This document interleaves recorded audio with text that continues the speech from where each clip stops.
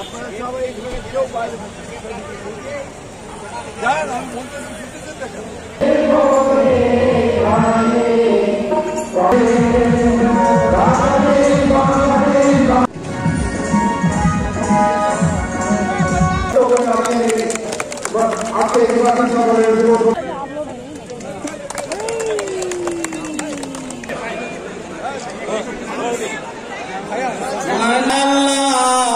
যে সমস্ত ভাইয়েরা ভাষা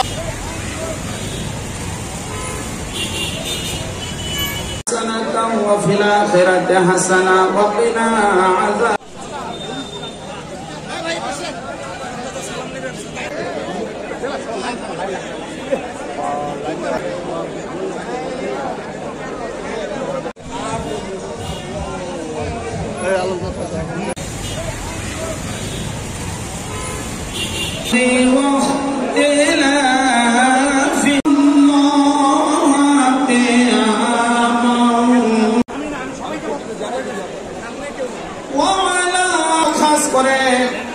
দেশ নেত্রী বেগম খালেদা জিয়ার হায়াত দারাজ করে দিন, সুস্বাস্থ্য দান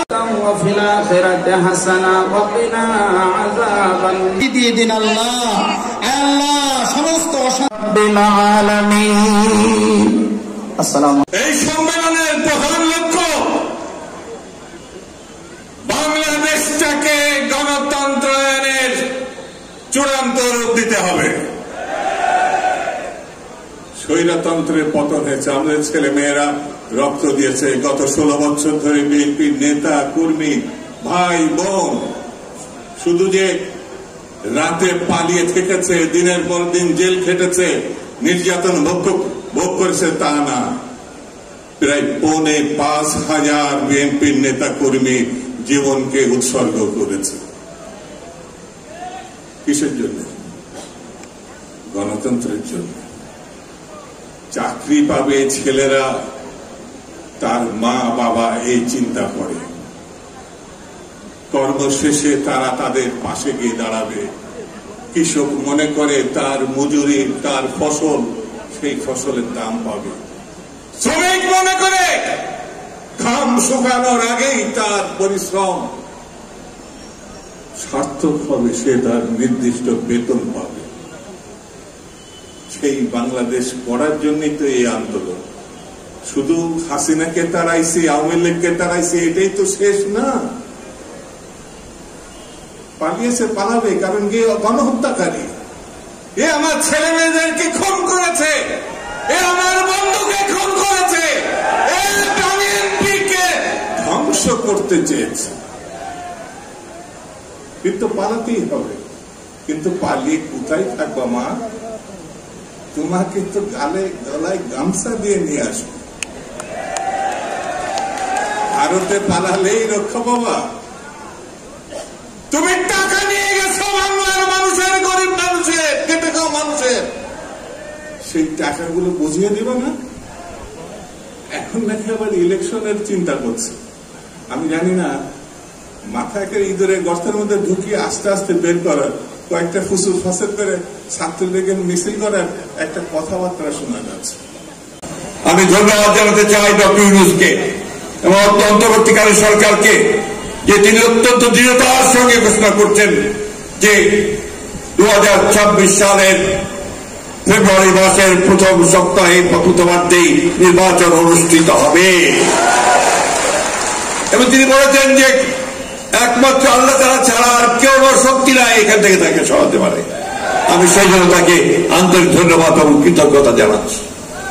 আমি সেই সমস্ত রাজনৈতিক দলগুলোকেও ধন্যবাদ, কৃতজ্ঞতা জানাতে চাই যে যারা আজকে এই নির্বাচন প্রক্রিয়ার মাধ্যমে গণতন্ত্রের উত্তরণের পথকে বেছে নিতে চেয়েছেন। আহ্বান জানাতে চাই সেই সমস্ত রাজনৈতিক দলগুলোকে যারা আজকে ভুল করছেন এই চিন্তা করে যে তারা বিলম্ব করলে, নির্বাচনকে বিলম্বিত করলে, নির্বাচনকে বাধাগ্রস্ত করলে তারাও উপকৃত হবেন, কিন্তু বাংলাদেশের মানুষ উপকৃত হবে না। আমি সেই জন্যই বারবার করে বলছি, আবারও বলছি যে আমাদের যুদ্ধ শেষ হয়ে যায়নি। আমরা সব সময় সতর্ক সজাগ থাকবেন।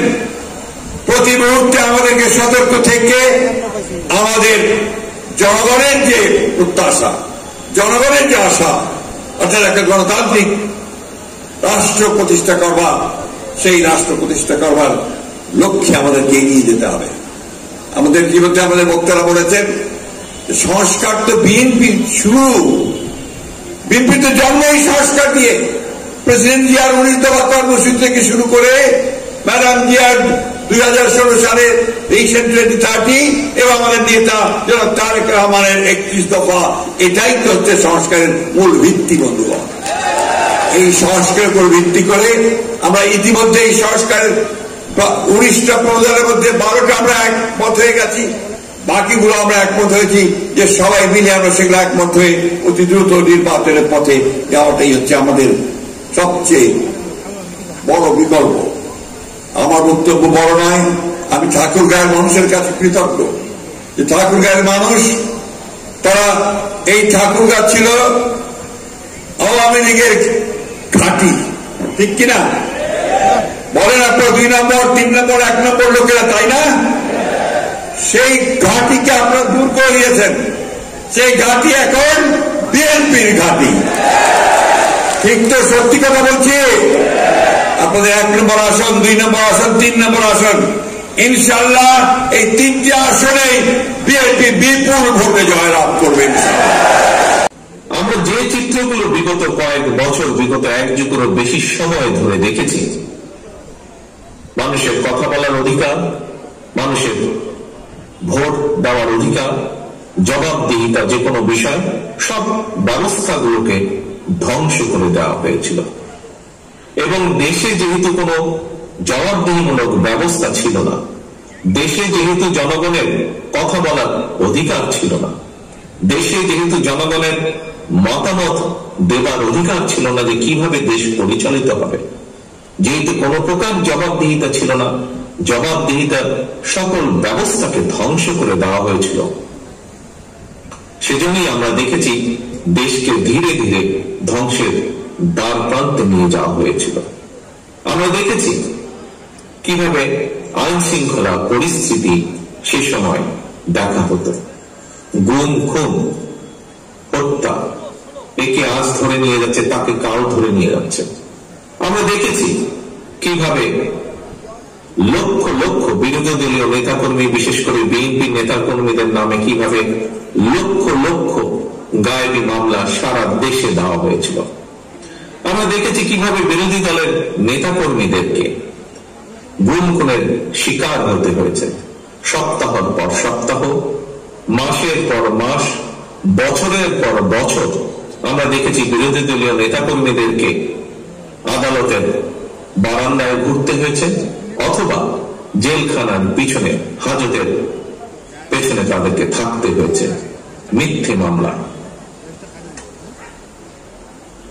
প্রিয় সহকর্মীবৃন্দ, আমরা সে সময় দেখেছিলাম কিভাবে দেশের নির্বাচনী ব্যবস্থাকে ধ্বংস করে দেওয়া হয়েছে। খুবই আনফরচুনেট, দুর্ভাগ্যজনক ব্যাপার।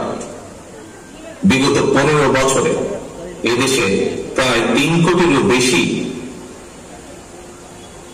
নতুন ভোটার সংযুক্ত হয়েছে ভোটার লিস্টে, কিন্তু এই যে নতুন ভোটার, তাদেরকে ভোটার হওয়ার পর থেকে কেউই বলা যায় ভোট দিতে সক্ষম হয়নি, কারণ ভোট ব্যবস্থাকে ধ্বংস করে দেওয়া হয়েছিল। সেই 14 সাল বলুন, 18 সাল বলুন, 24 সাল বলুন, প্রত্যেকটি ক্ষেত্রে এখানে উপস্থিত প্রতিটি মানুষ আপনারা সাক্ষী আছেন কিভাবে, শুধু বিএনপির নেতাকর্মী হিসাবে আপনারা সাক্ষী নন, আপনারা দেশের একজন সাধারণ নাগরিক হিসাবে পর্যন্ত আপনারা সাক্ষী আছেন কিভাবে সেই গণতান্ত্রিক ব্যবস্থা বা ভোট ব্যবস্থাকে ধ্বংস করে দেওয়া হয়েছিল। বাংলাদেশের সবচেয়ে বড় রাজনৈতিক দল হিসাবে আমাদের আরেকটি অত্যন্ত গুরুত্বপূর্ণ এবং পবিত্র দায়িত্ব হচ্ছে এই বাংলাদেশকে আবার পুনর্গঠন করা, এই বাংলাদেশকে আবার ধীরে ধীরে গড়ে তোলা, বাংলাদেশের মানুষের প্রত্যাশা অনুযায়ী, যার রূপরেখা আমরা 2 বছর, 2.5 বছর আগে 31 দফা রূপরেখার ভিতরে দিয়েছি। প্রিয় সহকর্মীবৃন্দ, আসুন আজকে আমরা তাহলে দুটি শপথ আমরা গ্রহণ করি এই কাউন্সিল অনুষ্ঠানে। এক, যে কোনো মূল্যে যতক্ষণ পর্যন্ত আমাদের প্রিয় মাতৃভূমি বাংলাদেশ গণতন্ত্রের যাত্রায় ফিরে না আসবে, গণতন্ত্রের রেল লাইনে চলা শুরু না করবে, ততক্ষণ পর্যন্ত বিএনপি, শহীদ জিয়া, খালেদা জিয়া প্রত্যেকটি নেতা কর্মী অতন্দ্র প্রহরীর মতন জেগে থাকবে এবং গণতন্ত্র পুনরুদ্ধারে কাজ করবে।